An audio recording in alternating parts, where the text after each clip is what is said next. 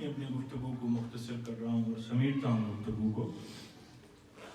حضرت داتا گنج بخش علی حجویری رحمۃ اللہ تعالی علیہ فرماتے ہیں کہ اللہ تعالیٰ نے قرآن پاک میں ارشاد فرمایا ہے کہ اے ایمان والو توبہ کرو اللہ کے حضور توبہ نصوحی، پکی توبہ کرو، ایسی توبہ جو ٹوٹے نہ۔ یہ تعلق اپنے مالک کے ساتھ انسان کا، اور مجھے میرے شیخ کامل حضرت خواجہ سید مسعود گیلانی رحمۃ اللہ علیہ کا قول یاد آیا۔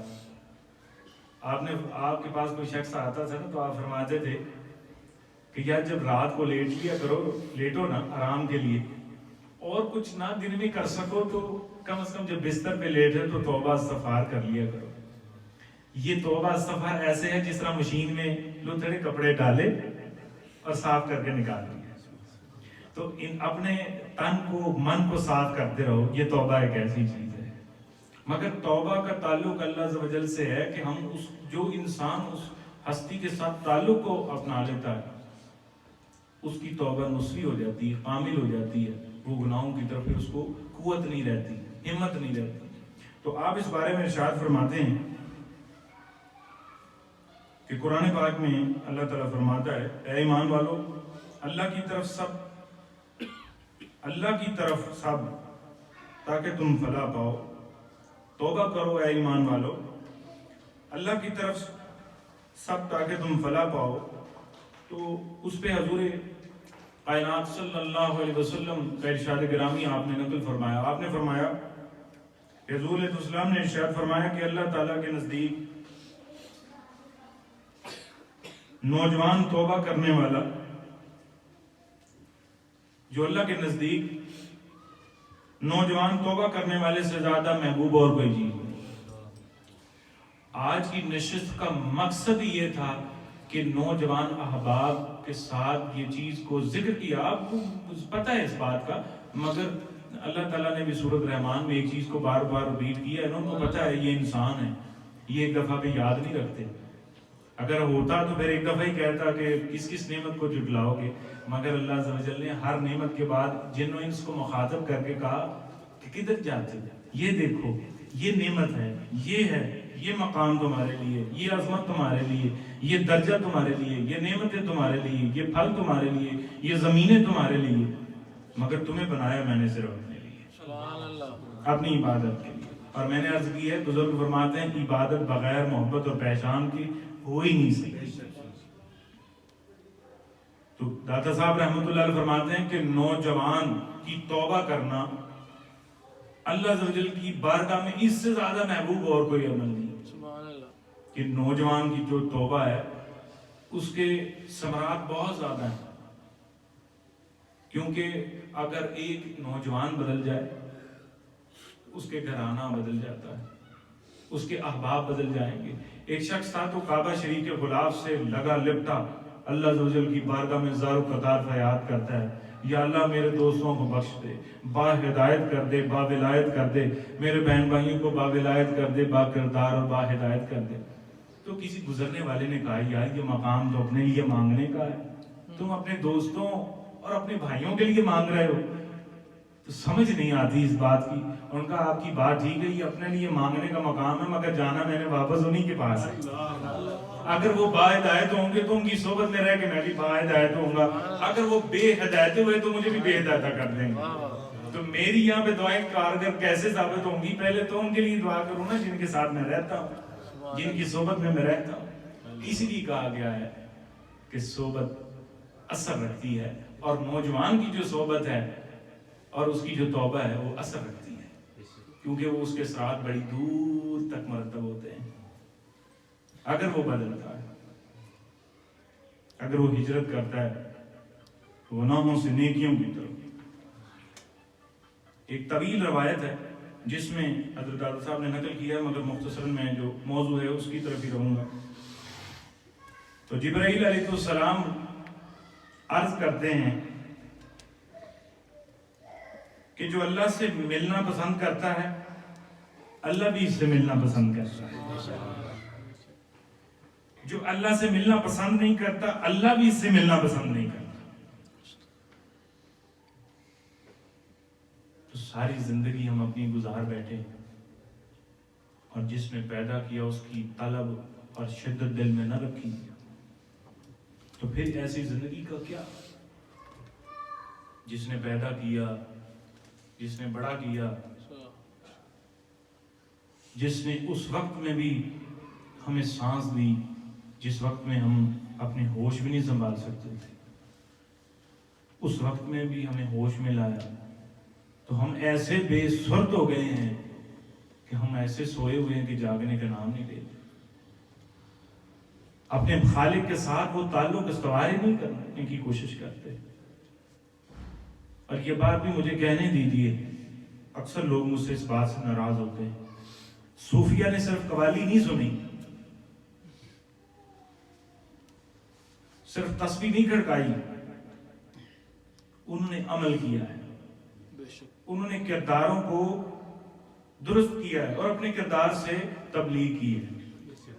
بابا فرید رحمۃ اللہ علیہ کی خدمت میں آپ کا مرید آیا، ان کا حضور مجھے دین اسلام کی تبلیغ کے لیے قبول فرما لیں اور اجازت دے دیں. آپ نے فرمایا قبول بھی کیا، اجازت بھی ہے، مگر زبان نہ کھولنا. اب وہ حیران ہوا نا جی، حیران کی والی بات ہے کہ تبلیغ بھی دین کی کرنی اور زبان نہ کھولے. تو بات اس کا مطلب یہ ہے کہ صوفیہ نے کر کے بتایا ہے، وہ صرف کہتے نہیں رہے، انہوں نے کیا ہے. انہوں نے کر کے اپنے قریب آنے والوں کو یہ درس دیا ہے کہ ہم نے صرف اور صرف قوالیاں نہیں سنی، وجد میں نہیں رہے 24 گھنٹے. جب نماز کا وقت ہوا تو وجد بھی ختم ہوا، نمازیں بھی ادا ہوئی ہیں.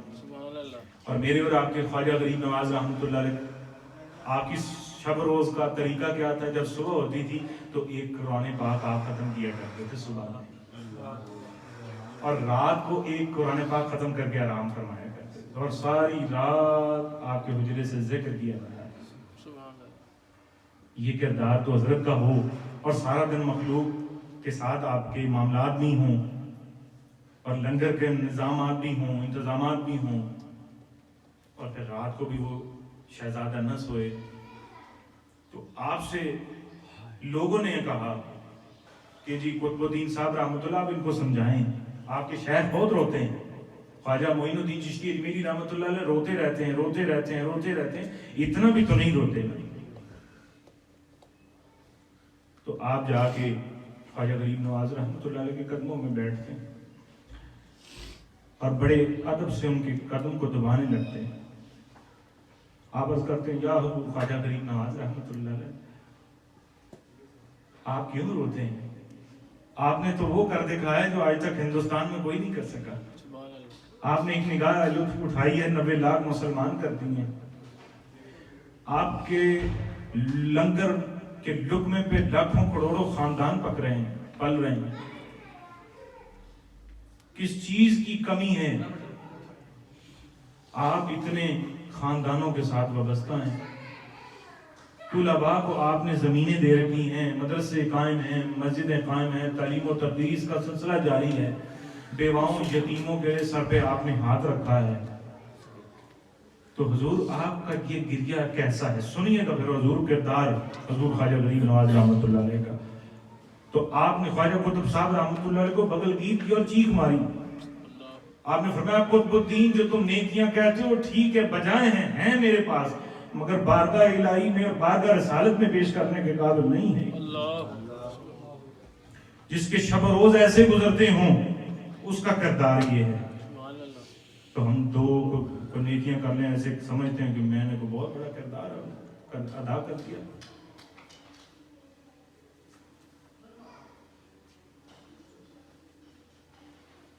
یہ عالم ہے اس ہستی کا، اس لیے غریب نواز نہیں کہتے ان کو، وہ غریب نواز ہیں اسی لیے ان کو غریب نواز کہتے ہیں. یہ ان کی غریب نوازی ہے.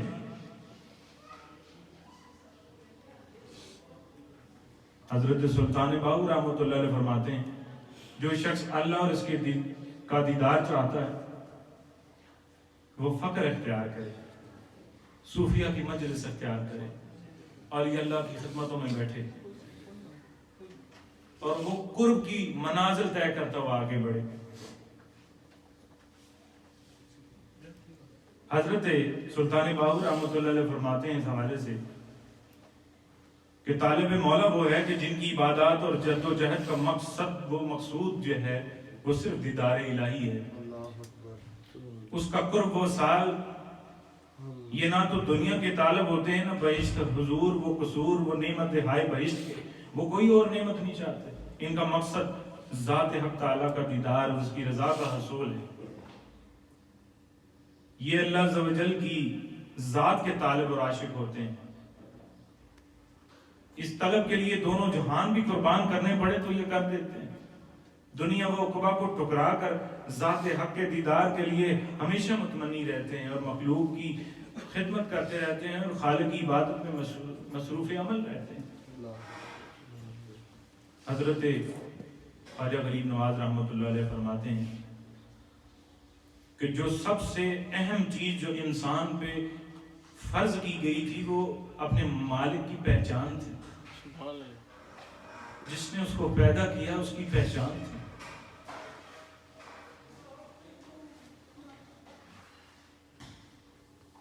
اور ہستیوں کے یہ کردار ہیں. میں سوال رکھ رہا ہوں آخر میں آپ سب سے، اور آخر میں یہ حدیث شریف سے میں اس بزم کو سمیٹتا ہوں.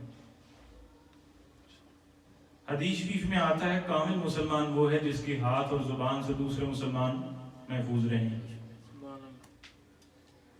اب اندازہ کریں اور اپنے سے سوال پوچھیں، کیا میری زبان سے سارے محفوظ ہیں؟ کیا میرے ہاتھ سے مسلمان دوسرے محفوظ ہیں؟ محفوظ ہیں تو آپ کامل مومن ہیں، نہیں ہیں تو اصلاح کریں اپنی. اولیاء اللہ کے دامن سے یہی خیرات ملتی ہے. نام کے آگے نسبت لگا لینا برکت کے لیے وہ تو ٹھیک ہے، مگر نسبت لگا کر چھوڑ دینا، عمل ہی نہ کرنا، تو بزرگوں نے تو یہ نہیں کہا. آپ جس سے محبت کرتے ہیں نا، اس کی محبت آپ سے تقاضا کرتی ہے کہ آپ اس کی طرح کچھ نہ کچھ عمل کرتے نظر آئیں. آپ کو ان کے دیوانوں میں گردانا جائے. اور یہ بڑی سعادت کی بات ہے. میں سمجھتا ہوں بڑی عاجزی اور فخر سے عرض کرتا ہوں. ایک پیر بھائی مجھے دروازے پہ ملے تو انہوں نے ہاتھ میں لایا، ہاتھ میں لا کے بھی ہاتھ میں ہاتھ تھا تو سوال مجھ سے کیا کہ کیا عمل ایسا کرنا پڑے گا کہ آپ کو جو دیکھیں وہ آپ کے سائیوں کا نام لیں کہ یار یہ فلاں کا ہے، یہ فلاں کا عقیدت مند ہے. اچھا، اتنے میں ہم ابھی کھڑے، ہاتھ میں ہاتھ ہے، ایک بندہ قریب آ کے رکا.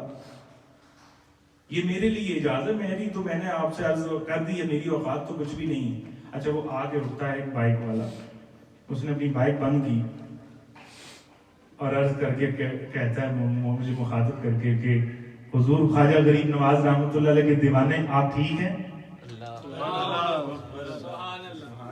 اب میں نے اس کی طرف متوجہ ہوا تو اس نے دوبارہ ان کا جی میں آپ کو دیکھ کر رکا ہوں کہ میں حضور خواجہ غریب نواز رحمۃ اللہ علیہ کے دیوانے کو دیکھ کر سلام کر لوں.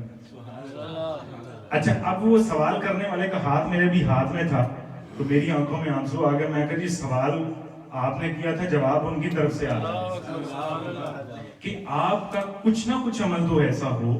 آپ اس ہستی کا نام لے رہے ہیں، وہ بڑے لاجبال ہیں، لاج رکھتے ہیں اپنے ماننے والوں کی، مگر کوشش کریں کہ آپ کے کچھ نہ کچھ اعمال جو آپ کے بزرگان دین ہیں ان کے ساتھ ملیں، تاکہ آپ، حدیث شریف میں ہے نا جو جس قوم سے محبت کرتا ہے نا وہ اس کے ساتھ ہوگا.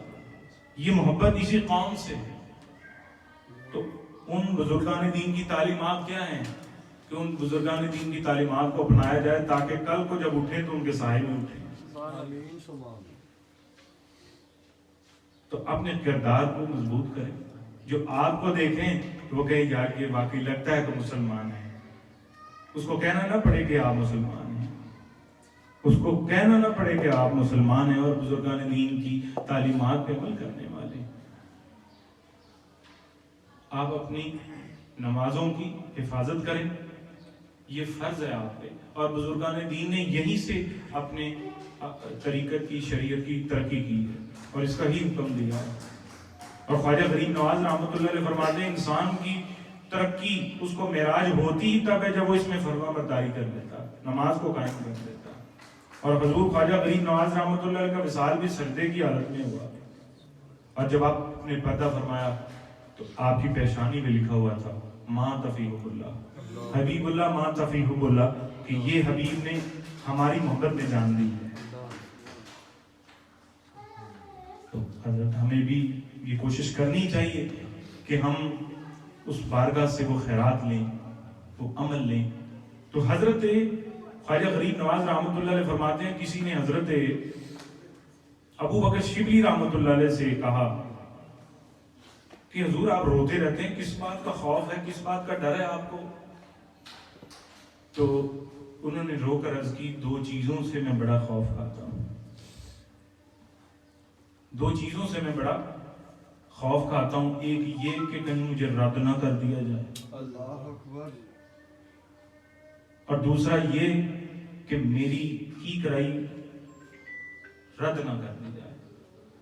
جس کا شب و روز عبادت میں گزرتا ہو، اللہ کے اور اس کے حبیب صلی اللہ علیہ وسلم کے احکامات کے مطابق ہو، اس ہستی کے یہ الفاظ ہوں، اور میرے اور آپ کے کیسے الفاظ ہوتے ہیں. یا جدوں آئیں گی دیکھی جائے گی. اپنے کردار کو بدلیں حضرت. اللہ تعالیٰ کی بارگاہ میں دعا ہے کہ اللہ تعالیٰ مجھے اور آپ کو عمل کرنے کی توفیق عطا فرمائے. اور جس محبت اور عقیدت سے اجاز صاحب نے اور محمد عرفان نے اس کانفرنس کو سجایا ہے، بزم کو سجایا ہے، اللہ تعالیٰ ان کو رہتی دنیا تک، ان کی آنے والی نسلوں میں بھی اس کی برکتیں قائم اور دائم اور موجود رکھے. اور جتنے احباب شامل ہوئے ہیں، دور دور دراز سے آئے ہیں، بے شک وہ ان کی نگاہ میں ہیں. اللہ عز و جل سب کے دلوں سے حال سے واقف ہے، اور اپنے دلوں میں دعائیں رکھیں جو آپ چاہتے ہیں اللہ تعالیٰ کی بارگاہ میں خدمت میں پیش کریں. کیونکہ یہ بارگاہ ہے غریب نواز ہے، ذکر ان کا چل رہا ہے، اللہ کے نیک بندوں کا، نیک ہستیوں کا. تو جب آپ نیک ہستیوں کے ذکر میں شامل ہوتے ہیں تو روایت ہے، میں اس میں صرف کوٹ کر رہا ہوں، کہ وہ اس نشستوں سے اٹھنے سے پہلے اللہ تعالیٰ ان کو بخش دیتا ہے. جہاں لوگ اللہ اور اس کی رضا اور اس کے محبوب صلی اللہ علیہ وسلم کی رضا کے لیے ملیں ایک دوسرے سے، ہم یہاں اس کے ذکر کے لیے تو جمع ہوئے. تو میں امید نہیں، میں یقین کرتا ہوں میرے کریم آقا صلی اللہ علیہ وسلم کا فرمان حق ہے، سچ ہے، اور اسی کلام کی روح سے عرض کر رہا ہوں کہ ہم اس کی محبت میں آئے ہیں. تو انشاءاللہ ہمارے اٹھنے سے پہلے اللہ عز و جل ہمیں بخش دے. آج کی مبارک گھڑیوں کے صدقے سے اللہ ہماری بخشش فرمائے. اللہ تعالیٰ ہماری خدمات کو قبول فرمائے. اللہ عز و جل کرم فرمائے.